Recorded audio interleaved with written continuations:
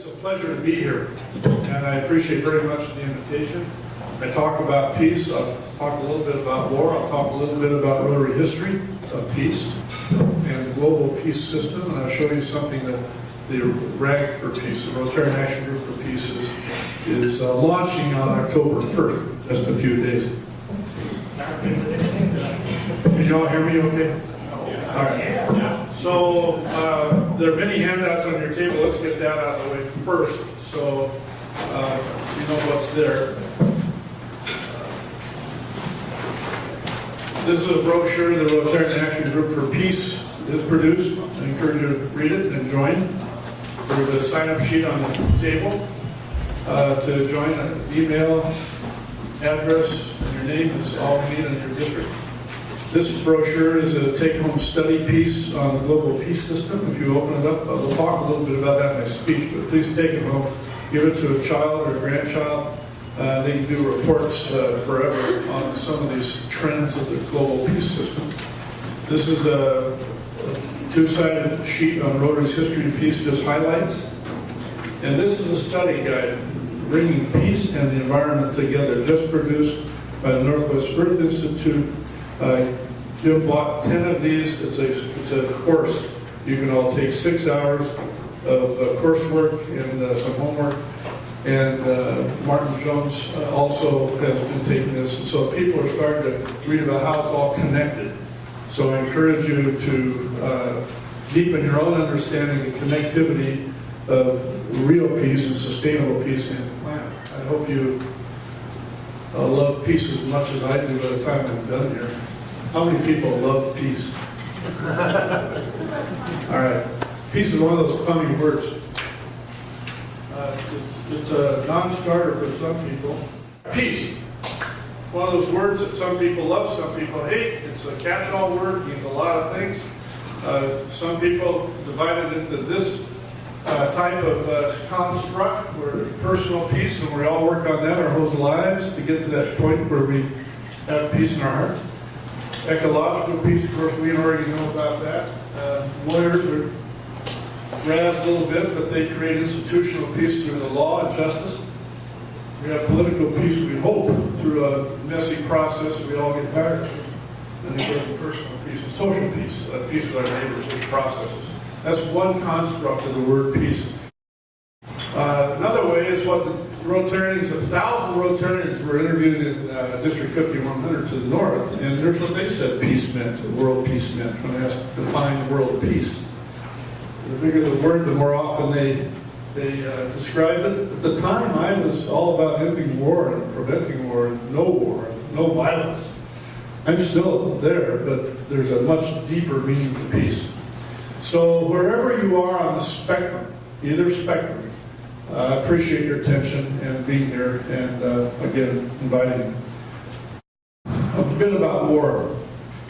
The nukes. We got to get rid of nukes. And even though our current government is modernizing them and reducing some and modernizing others, it's the most serious threat to all mankind.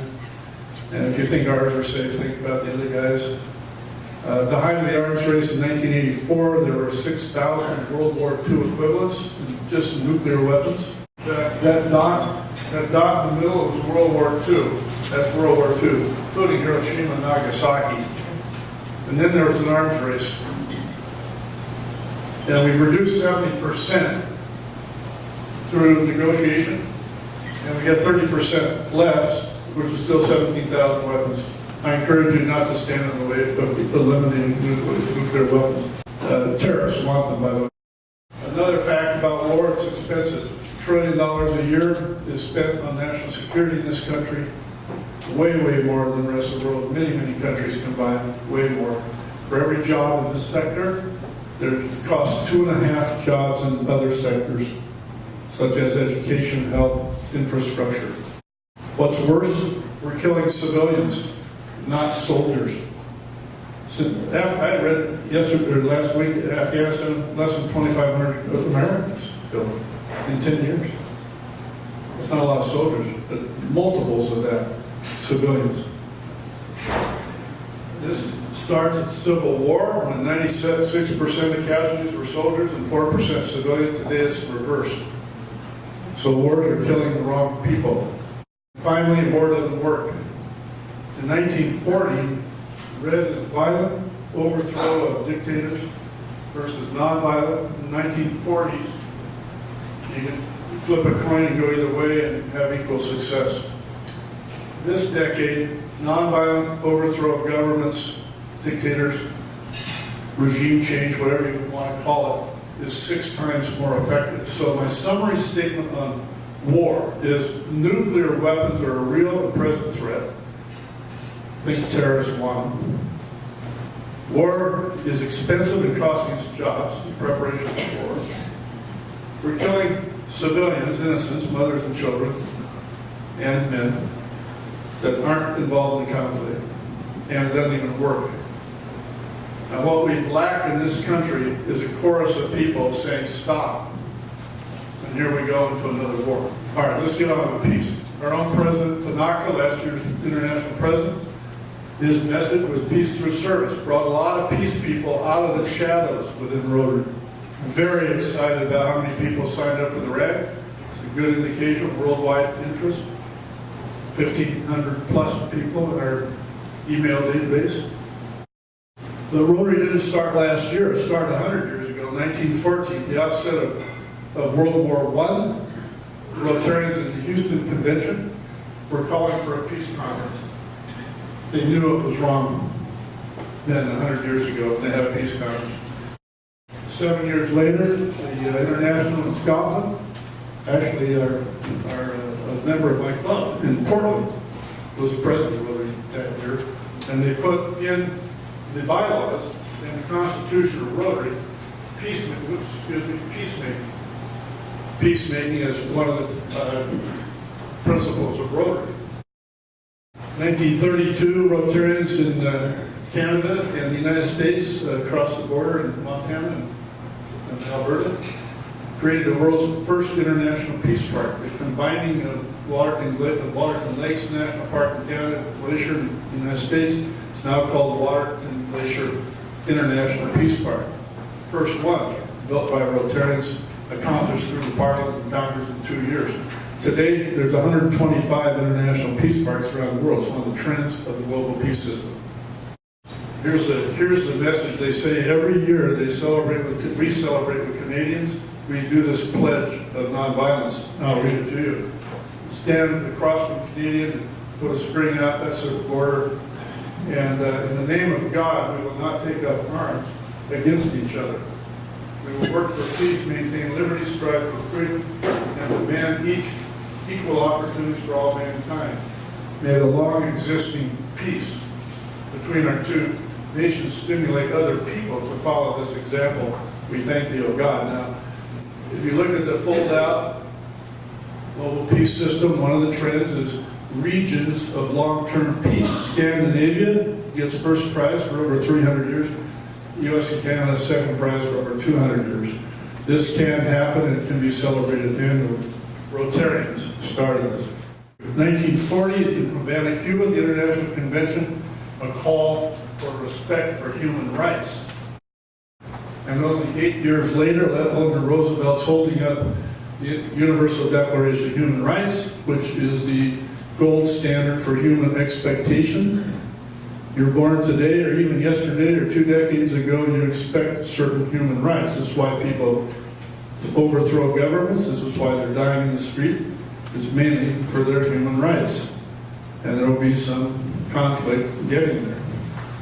And Rotary's fingerprints are all over this document. In 1942, British Rotarian called for a conference that led to UNESCO, a major agency of the United Nations, do a lot of work through UNESCO. 45, of course, Rotarians were in San Francisco forming the United Nations. As an NGO, we had more people there than any other NGO. We had nearly 50 people working on 29 commissions to form the United Nations. But Rotarians have been thinking about peace for a long time. Fast forward several decades, we celebrate every year in New York Rotary UN Day. This year it's November 1st. So if you want to go east of New York, go on the 1st compete with all the people at the New York Marathon and go to the UN. In 2002, the Rotary Peace Centers were formed, and Peace Scholarship was honored through a distinct annual project of the Rotary Foundation. We send 100 people a year to either a master's degree or certificate program to learn the basics of the peace science. And this is what's changed. One of the trends is peace education. It's now a discipline, it's now a science. We know how to make peace with people. We don't need to go to war. That's the basic message. The Rotary Action Group for Peace was formed a decade later, 2012. We're less than 2 years old. We're having fun. Hope you'll join me. And then just last July, the Rotary Foundation reorganized itself and says it will invest funds in projects led by Rotarians in these 6 areas of focus.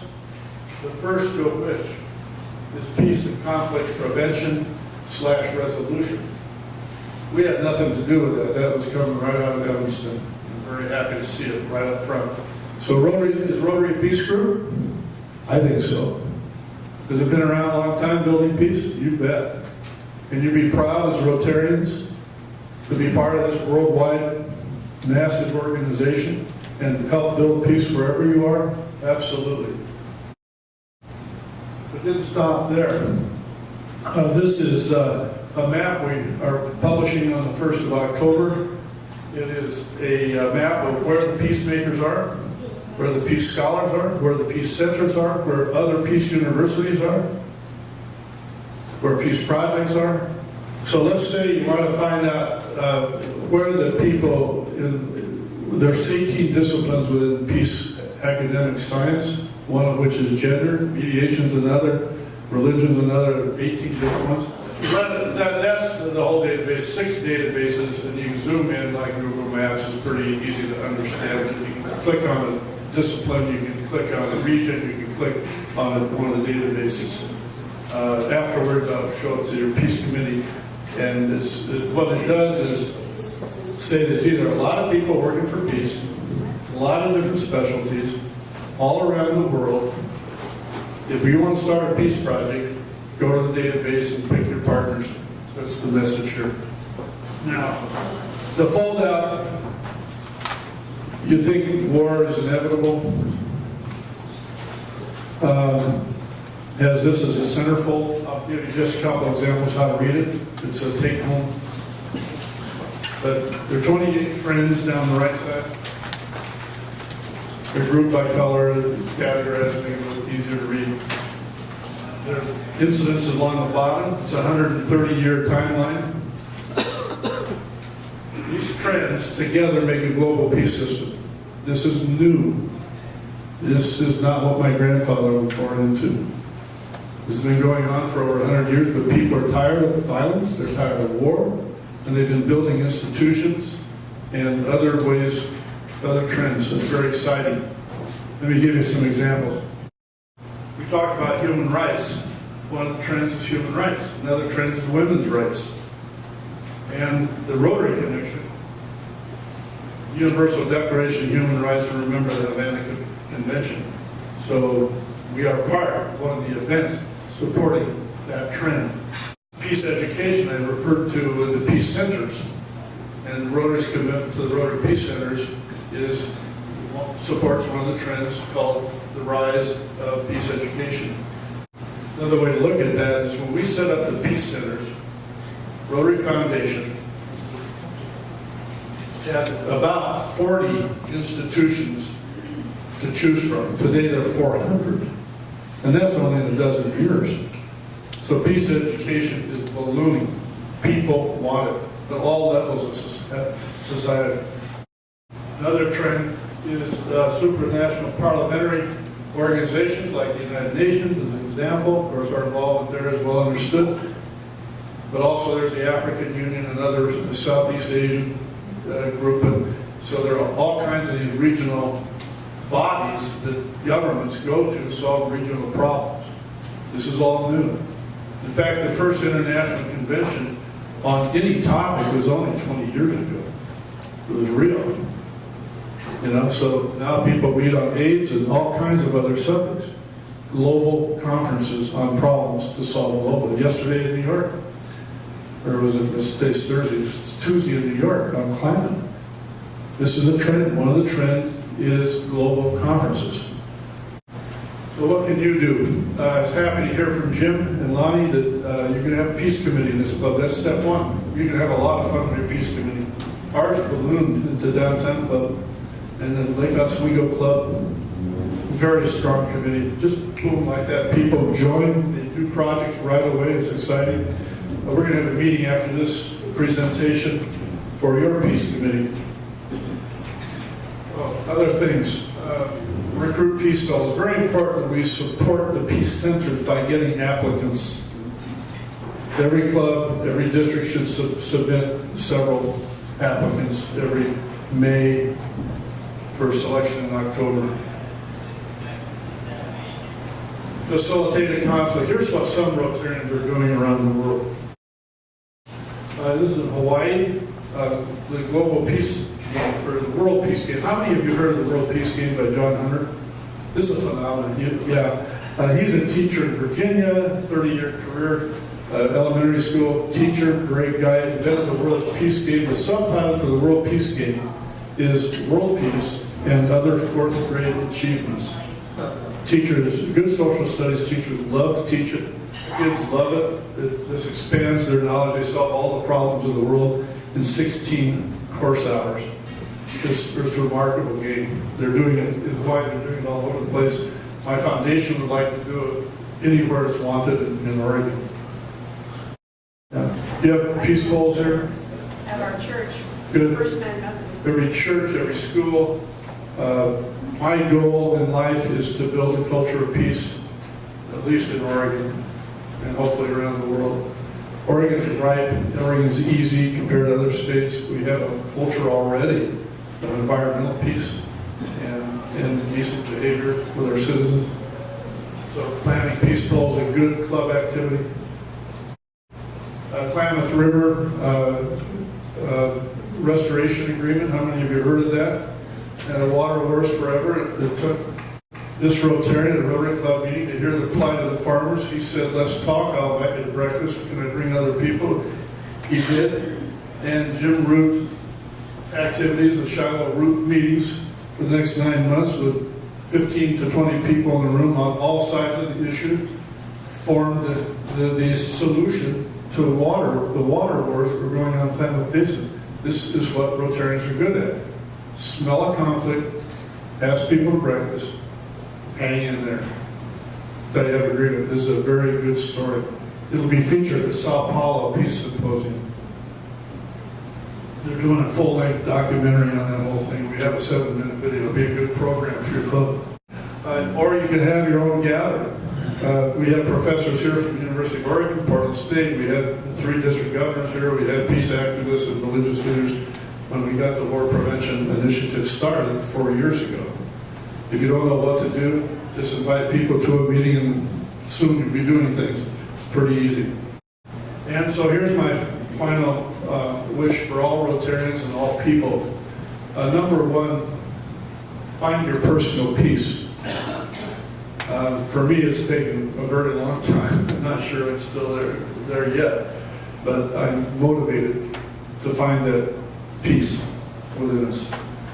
And it starts with a smile, and it can be exercised every day easily for the people that are around you. Number 2, understand Rotary's history and peace. You are all Rotarians. It's important you understand deep commitment to a more peaceful world. Think of the 4-way test. Think of international understanding of the world. It's in everything we read or give it a prospect. Practice that. Be proud of it. Other people have done this before us. We need to stand on their shoulders. The third thing I'd ask you to do is hone your senses to sniff out trouble. Every community, even every Rotary Club has issues. Churches, your business, your family has issues, conflict. Figure out a way not to ignore them. Try to start the conversation and resolve the conflict the best you can. How many of you have done a mediation? Okay, good. It's a positive experience. Did any of those that raise their hands have a negative experience? So, yes? Sir? Did you have a positive experience? Another fellow behind you. I've had both. Both, okay. So, Mediation. there's a very strong element in the peace rag about mediation. One of the specialties of peace discipline, the science of peace, is mediation and negotiation.